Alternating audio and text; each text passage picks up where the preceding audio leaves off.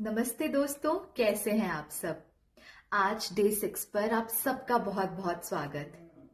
दोस्तों, मैं मानती हूं कि अब मेरा परिवार तैयार है थोड़ी और गहरी डीपर प्रैक्टिसेस करने के लिए।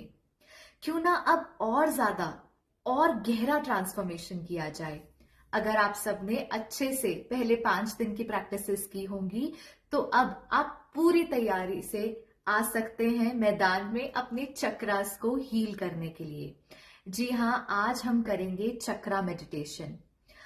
दोस्तों, अगर आपने मेरी चक्रा सीरीज की वीडियो देखी है तो अब तक आप समझ गए होंगे कि चक्रास क्या होते हैं, कहाँ पर लोकेटेड होते हैं, कितने प्रकार के होते हैं, क्या साइंस हैं कि ये ब्लॉक्ड है और क्या क्या टूल्स यूज करके हम इसे हील कर सकते हैं।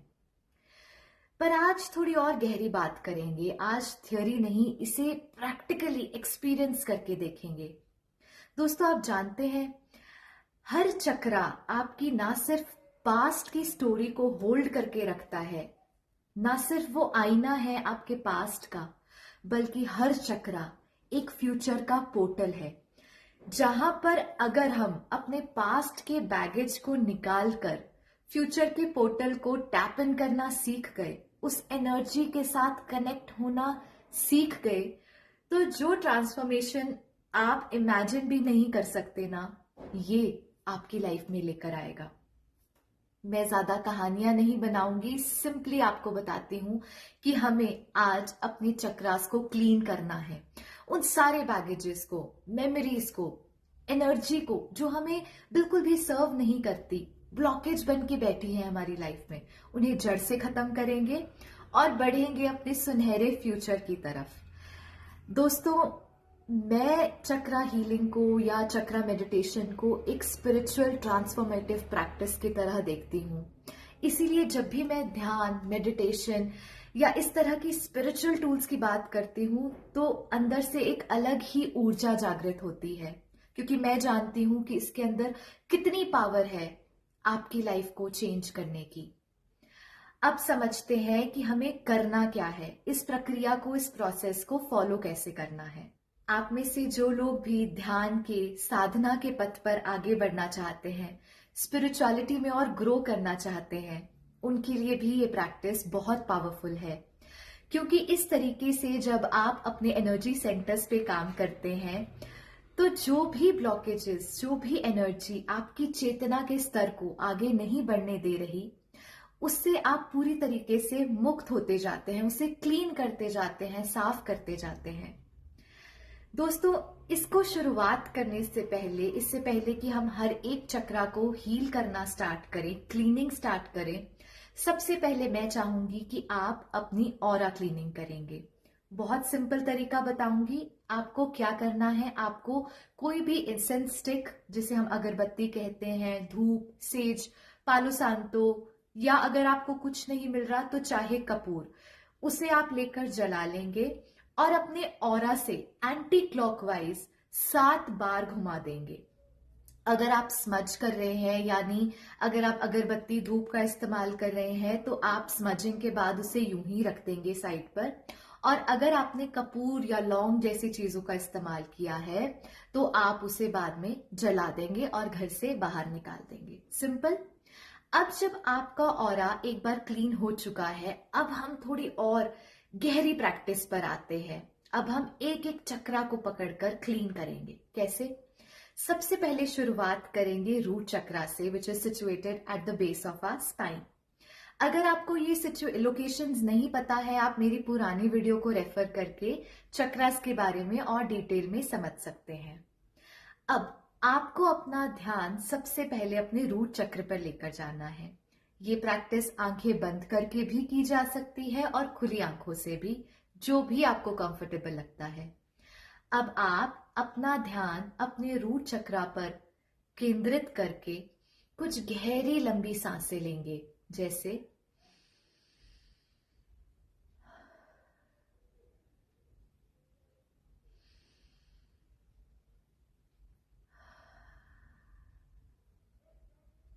इस तरीके से कुछ सेकंड्स के लिए अपना ध्यान उस चक्रा पर केंद्रित करने के बाद आप 7 बार ओम का उच्चारण करेंगे। अब यहाँ पर समझते हैं हमने ओम ही क्यों चूज किया इस क्लीनिंग प्रोसेस के लिए। क्योंकि आप में से बहुत सारे लोग नए भी होंगे जो बहुत गहराई से इन चीजों को नहीं समझते। तो ओम एक ऐसी पॉजिटिव ऊर्जा है जिसके ऊपर और कोई ऊर्जा नहीं है, यानी it is the one which holds the highest vibration. जब आप यूं ओम का उच्चारण करते हैं ध्यान लगाकर, तो वहां से वो सारी नेगेटिव ऊर्जा क्लीन होने लगती है। तो ओम सिर्फ एक मंत्र नहीं, महामंत्र है। अगर आप लोग मंत्र साधना में या मंत्र जाप में कुछ भी नहीं जानते हैं, किसी मंत्र का उच्चारण नहीं करते हैं, तो आप बस इस महामंत्र का उच्चारण करके अपने चक्रास को क्लीन कर सकते हैं। ऐसा हर चक्र पे ध्यान लगाते हुए आपको 7 बार करना है। उसके बाद आप बढ़ेंगे नेक्स्ट चक्रा यानी सेक्रल चक्रा पर, स्वादिष्ठान चक्र पे। फिर वहां अपना ध्यान केंद्रित करते हुए आप दोबारा से कुछ गहरी लंबी सांसें लेंगे। अब हम उस चक्रा पर आकर सांसें क्यों भरते हैं? ताकि कुछ समय के लिए जो हमारा ध्यान है, हमारा सारा फोकस है, वो उस चक्रा के साथ जुड़ जाए। फिर दोबारा से आप 7 बार ओम का उच्चारण करेंगे और महसूस करेंगे कि सारी जो आपके इस चक्रा में गंदगी फंसी हुई है, ब्लॉकेजेस है, वो रिमूव हो रही है। अब दोबारा से नेक्स्ट चक्रा पर आएंगे यानी सोलर प्लेक्सस मणिपुर चक्र पे। फिर सारा ध्यान वहां केंद्रित करके दोबारा से गहरी लंबी सांसें लेकर 7 बार ओम का उच्चारण करेंगे। फिर आएगा आपका अनहता यानी हार्ट चक्रा, थ्रोट विशुद्धि चक्र, आज्ञा चक्र। अब एक चीज का ध्यान आपको रखना है कि आज्ञा चक्र के बाद जैसे ही आप अपने क्राउन सहस्रार चक्र पर पहुंचेंगे, तो आपको गहरी लंबी सांसें लेने के बाद ओम का उच्चारण जोर से नहीं बल्कि अंदर आराम से साइलेंस में करना है। क्यों? क्योंकि ये वो चक्र है जो सभी प्रकार के साउंड से परे है। तो बाकी सब चक्रों पर जब आप क्लीनिंग कर रहे हैं तो आप जोर से ओम का उच्चारण करेंगे। जब आप अपने क्राउन चक्रा पर आएंगे तो आप सिर्फ मन में ओम का उच्चारण करेंगे। अब आप में से बहुत से लोग जो जुड़े हुए हैं चक्रास के साथ या एक रुचि रखते हैं और ज्यादा जगहों से आप इस नॉलेज को प्राप्त करते हैं, आप में से काफी लोग कह सकते हैं कि इस प्रैक्टिस के बारे में हमने शायद कभी नहीं सुना या ये नई प्रैक्टिस है। तो मैं आपको एक चीज बता दूं, जैसे कि मैंने इस सीरीज की शुरुआत में बात कही थी कि मैं बहुत सी मोडालिटीज में ट्रेंड होने के साथ साथ एक इंट्यूटिव हीलर हूं। तो जो भी प्रैक्टिसेस कभी मुझे अपने ध्यान में बैठे हुए या ऐसे ही इंट्यूटिवली आती हैं और जिनको प्रैक्टिस करके मैंने अपनी लाइफ में लाभ प्राप्त किया है, I have seen it working for me, मैं वही प्रैक्टिसेस आप सबके साथ भी शेयर करती हूँ।